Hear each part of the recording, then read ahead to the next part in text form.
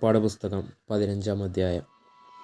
ബാരയ്ക്കുമോ മോശയും ഇസ്രായേൽ മക്കളും അന്ന് യഹോവയ്ക്ക് സങ്കീർത്തനം പാടി ചൊല്ലിയതെന്തെന്നാൽ, ഞാൻ യഹോവയ്ക്ക് പാട്ടുപാടും, അവൻ മഹോന്നതൻ. കുതിരയെയും അതിന്മേലിരുന്നവനെയും അവൻ കടലിൽ തള്ളിയിട്ടിരിക്കുന്നു. എൻ്റെ ബലവും എൻ്റെ ഗീതവും യഹോവയത്രേ. അവൻ എനിക്ക് രക്ഷയായി തീർന്നു. അവൻ എൻ്റെ ദൈവം, ഞാൻ അവനെ പുകഴ്ത്തും. അവൻ എൻ്റെ പിതാവിൻ ദൈവം, ഞാൻ അവനെ സ്തുതിക്കും. യഹോവ യുദ്ധവീരൻ, യഹോവ എന്നവൻ്റെ നാമം. ഫറവോന്റെ രഥങ്ങളെയും സൈന്യത്തെയും അവൻ കടലിൽ തള്ളിയിട്ടു. അവൻ്റെ രതിപ്രവരന്മാർ ചെങ്കടലിൽ മുങ്ങിപ്പോയി. ആഴി അവരെ മൂടി, അവർ കല്ലുപോലെ ആഴത്തിൽ താണു. യഹോവേ, നിന്റെ വലങ്കൈ ബലത്തിൽ മഹത്വപ്പെട്ടു. യഹോവേ, നിന്റെ വലങ്കൈ ശത്രുവിനെ തകർത്തു കളഞ്ഞു. നീ എതിരാളികളെ മഹാപ്രഭാവത്താൽ സംഹരിക്കുന്നു. നീ നിന്റെ ക്രോധമയക്കുന്നു, അതവരെ താളടിയെ പോലെ ദയിപ്പിക്കുന്നു. നിന്റെ മൂക്കിലെ ശ്വാസത്താൽ വെള്ളം കുന്നിച്ചുകൂടി. പ്രവാഹങ്ങൾ ചിറ പോലെ നിന്നു, ആഴങ്ങൾ കടലിൻ്റെ ഉള്ളിൽ ഉറച്ചുപോയി. ഞാൻ പിന്തുടരും, പിടിക്കും, കൊള്ള പങ്കിടും. എൻ്റെ ആശ അവരാൽ പൂർത്തിയാകും.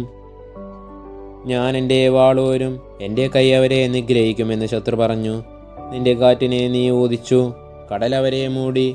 അവർ ഈയം പോലെ പെരുവെള്ളത്തിൽ താണു. യഹോവേ, ദേവന്മാരിൽ നിനക്ക് തുല്യനാർ. വിശുദ്ധിയിൽ മഹിമയുള്ളവനെ, സ്തുതികളിൽ ഭയങ്കരനെ, അത്ഭുതങ്ങളെ പ്രവർത്തിക്കുന്നവനെ, നിനക്ക് തുല്യനാർ. നീ വലങ്കൈ നീട്ടി ഭൂമി അവരെ വിഴുങ്ങി. നീ വീണ്ടെടുത്ത ജനത്തെ ദയയാൽ നടത്തി. നിന്റെ വിശുദ്ധ നിവാസത്തിലേക്ക് നിന്റെ ബലത്താൽ അവരെ കൊണ്ടുവന്നു. ജാതികൾ കേട്ട് നടുങ്ങുന്നു. ഫെലിസ്ത്യ നിവാസികൾക്ക് ഭീതി പിടിച്ചിരിക്കുന്നു. ഏദോമ്യ പ്രഭുക്കന്മാർ ഭ്രമിച്ചു. മോവാബ്യ മുമ്പന്മാർക്ക് കമ്പം പിടിച്ചു. കനാന്യ നിവാസികളെല്ലാം ഒരുകിപ്പോകുന്നു. ഭയവും ഭീതിയും അവരുടെ മേൽ വീണു. നിൻ ഭുജമാഹാത്മ്യത്താൽ അവർ കല്ലുപോലെയായി. അങ്ങനെ യഹോവേ, നിന്റെ ജനം കടന്നു. നീ സമ്പാദിച്ച ജനം കടന്നുപോയി. നീ അവരെ കൊണ്ടുചെന്ന് തിരുനിവാസത്തിനൊരുക്കിയ സ്ഥാനത്ത്, യഹോവേ, നിന്റെ അവകാശപർവ്വതത്തിൽ നീ അവരെ നട്ടു. കർത്താവേ, തൃക്കൈ സ്ഥാപിച്ച വിശുദ്ധ മന്ദിരത്തിങ്കൽ തന്നെ യഹോവ എന്നേക്കും രാജാവായി വാഴും. എന്നാൽ ഫറവോന്റെ കുതിര അവന്റെ രഥവും കുതിരപ്പടയുമായി കടലിന്റെ നടുവിൽ ഇറങ്ങിച്ചെന്നപ്പോൾ യഹോവ കടലിലെ വെള്ളം അവരുടെ മേൽ മടക്കി വരുത്തി. ഇസ്രായേൽ മക്കളോ കടലിന്റെ നടുവിൽ ഉണങ്ങിയ നിലത്തുകൂടി കടന്നുപോന്നു.